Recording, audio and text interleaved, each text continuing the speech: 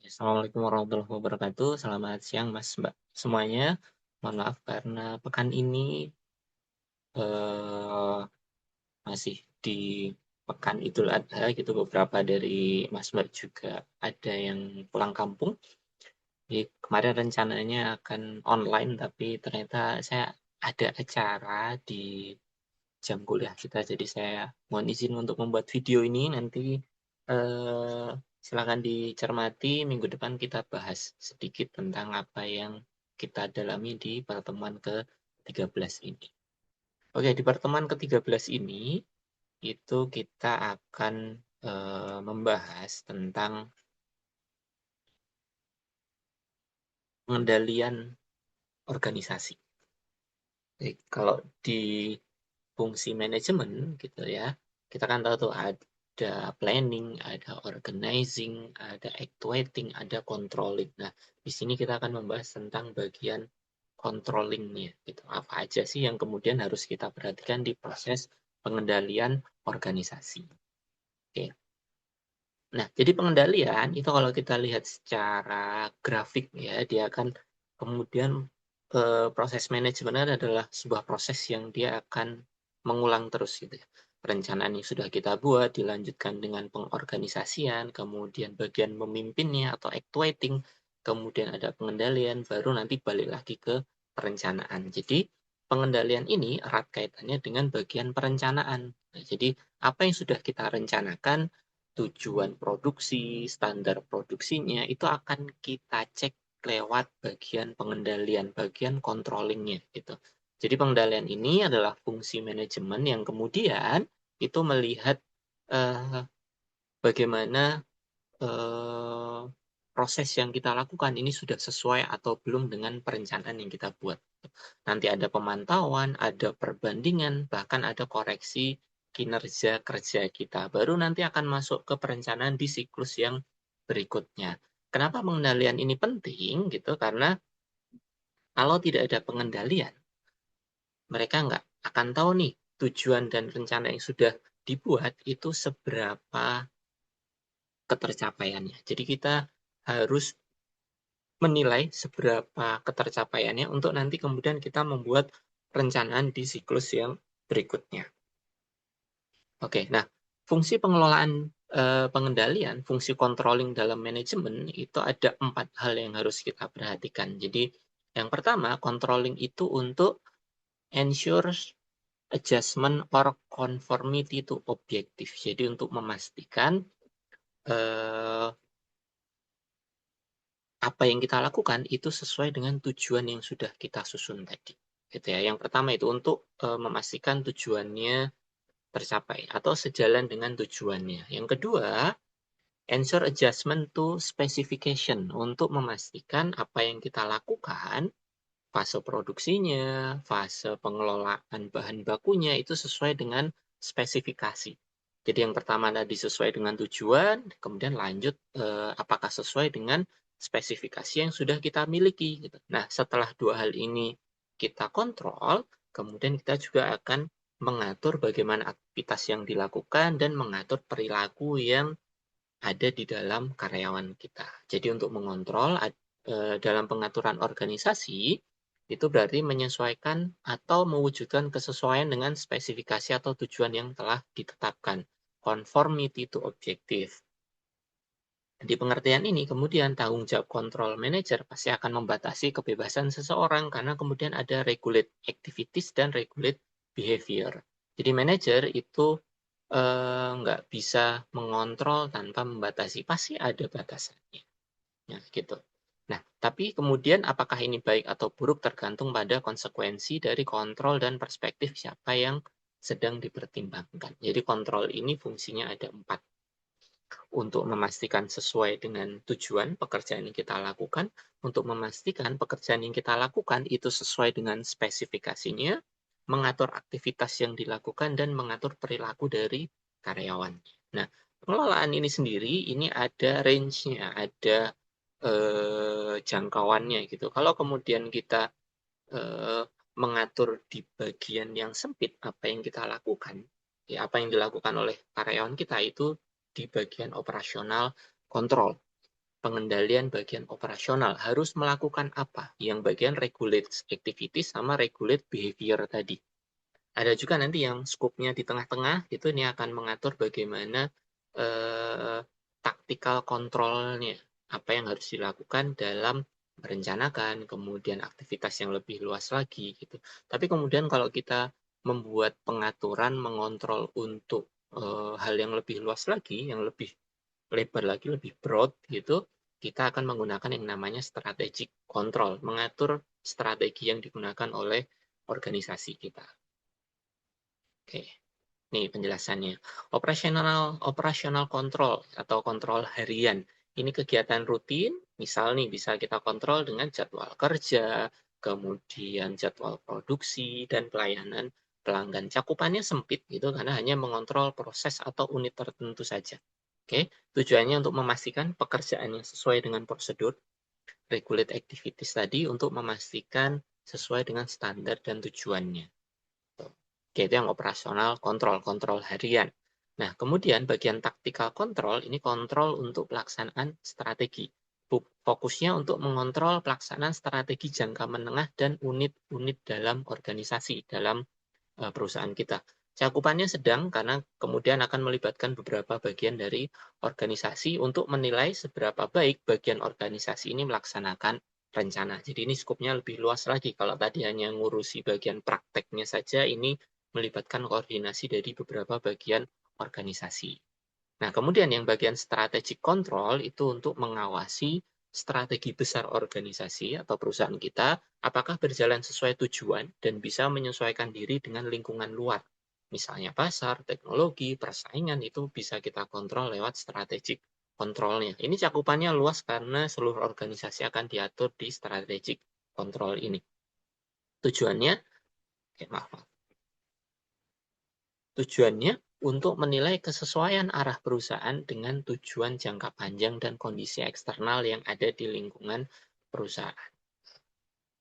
Nih, ruang lingkup dari pengendalian dalam organisasi. Apakah kita akan mengatur hariannya atau kemudian mengatur interaksi antar divisinya atau kemudian mengatur perusahaan secara keseluruhan. Ini penjelasannya. Nah, proses pengendaliannya ini sebenarnya cukup simpel untuk kita pahami gitu. Jadi kita pasti punya yang namanya goals and objective. Kita punya tujuan dan ini objektif. Ada beberapa tujuan yang harus kita selesaikan. Gitu. Ada tujuan organisasional, ada tujuan divisi, ada tujuan departemen, ada tujuan individual. Nanti ini akan kemudian kita kendalikan di sini. Ada proses controllingnya di sini. Yang pertama itu menghitung performa yang muncul di situ. Bisa dari individu, departemen, divisi, sampai ke tingkat organisasi atau perusahaannya. Kita hitung performanya seberapa baik. Kemudian, performa yang sudah kita dapatkan ini kita compare, kita bandingkan dengan standar yang sudah kita buat. Baru kemudian nanti akan mengambil kebijakan manajerialnya. Apakah nanti produksinya ditingkatkan atau produksinya di hold dulu, ini nanti akan dipastikan dari level manajernya. Gitu.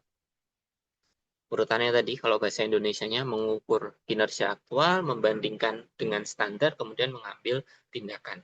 Fungsinya untuk memperbaiki penyimpangan atau standar yang tidak memadai. Jadi pekerjaan yang kita lakukan itu di perusahaan kita diukur dulu pekerjaannya seberapa baik, berapa gitu nilainya. Kemudian kita bandingkan dengan standarnya, nanti kalau sudah sesuai ya nanti lanjutannya kita lanjutkan ke proses berikutnya untuk melanjutkan produksi. Tapi kalau masih ada yang kurang, ya mau nggak mau harus kita evaluasi dulu. Bagannya seperti ini, bisa kita lihat. Oke. Nah, awalnya kan tadi measure actual performance ya, berangkatnya dari sini. Oke, berangkatnya dari measure actual performance. Kemudian kita compare actual performance with standar. Nilai yang sudah kita dapatkan, kita bandingkan dengan standarnya. Lalu ada nanti parameternya nih.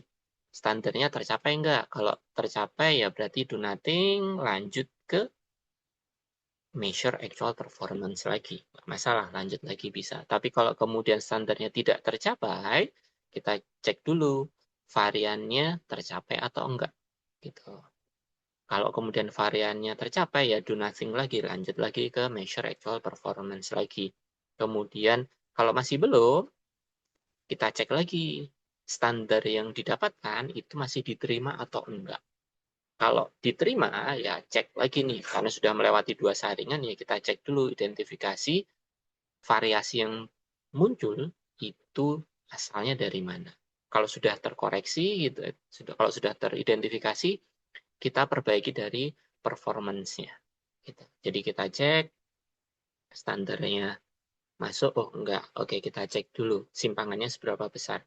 Ketemu simpangannya, kita cek lagi dengan standarnya, masih diterima atau enggak. Kalau bisa diterima, ya kita bandingkan dengan penyebabnya apa nih yang bisa menyebabkan penyimpangan. Kita perbaiki baru nanti measure actual performance lagi. Tapi kalau kemudian tidak diterima dengan standarnya, ya kita harus merevisi standarnya, kita balik lagi ke objektif dan standarnya. Kita tentukan lagi tujuan dan standarnya akan seperti apa. Kita ulang lagi untuk kemudian bisa kita mulai lagi controllingnya.